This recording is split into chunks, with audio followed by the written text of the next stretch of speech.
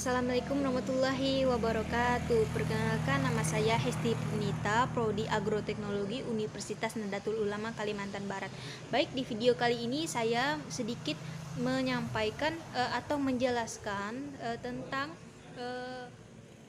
materi maksud dari Islam Nusantara, dan yang kedua itu pertanyaannya, menurut pendapat saya tentang membid'ahkan suatu keislaman seperti kegiatan robo-robo, mulut nabi atau tahlilan, seperti apa. Baik, di kali ini saya akan membahaskan terutama yaitu Islam Nusantara. Islam Nusantara adalah istilah, tergantung siapa yang menyampaikan dan siapa yang memaparkan hal-hal tersebut.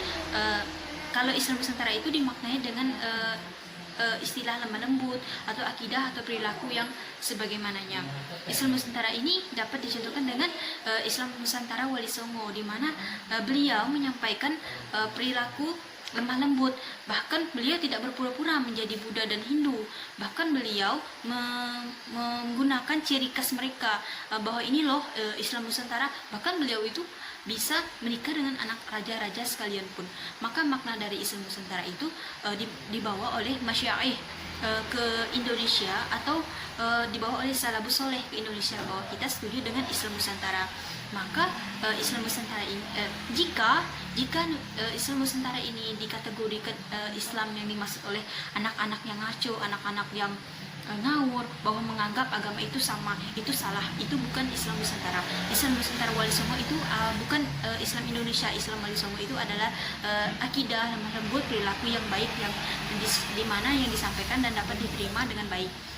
Kedua, menurut pendapat saya tentang orang-orang yang membid'ah suatu tradisi, misalnya robo-robo.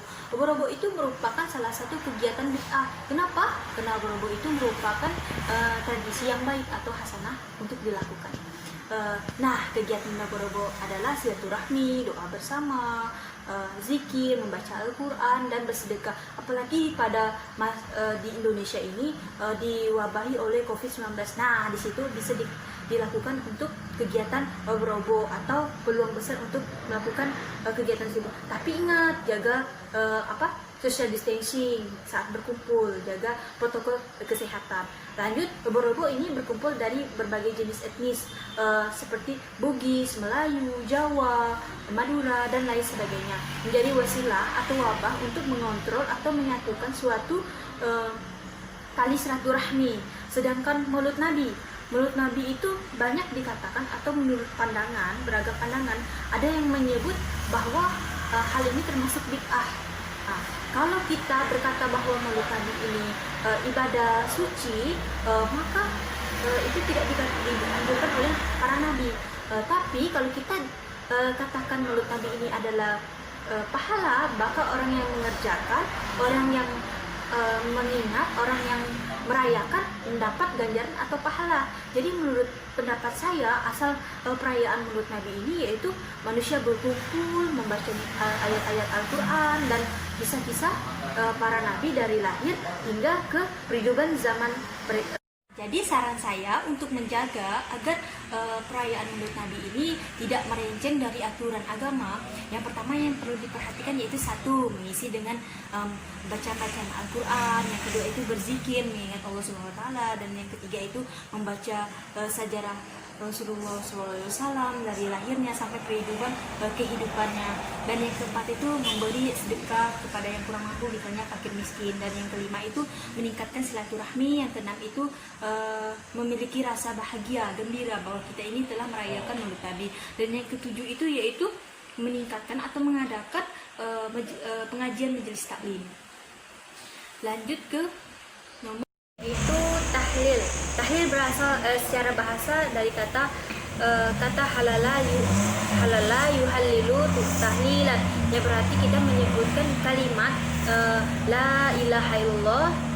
Ini kemudian menunjukkan pada sebuah tradisi membaca kalimat doa-doa tertentu yang diambil dari ayat-ayat Al-Quran, dengan harapan pahalanya dihadiahkan untuk orang-orang yang telah tiada, yang telah mendahului kita. Nah, menurut pendapat saya, untuk orang-orang yang menurut pendapat saya, kegiatan ini bukanlah kegiatan yang diwajib. Kegiatan ini bisa dilakukan atau tidak, bisa dilakukan secara berkumpul atau bisa dilakukan secara individu.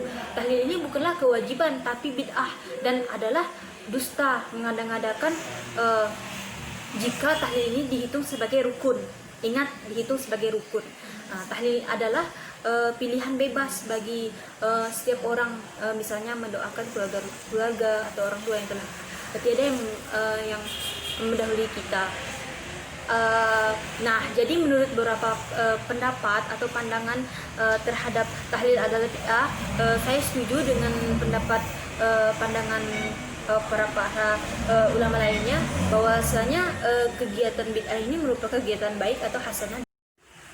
Nah, dari ketiga penjelasan tentang membid'ah suatu keislaman seperti robot-robot, maulid nabi dan tahlilan itu termasuk bid'ah atau hasanah yang baik dilakukan.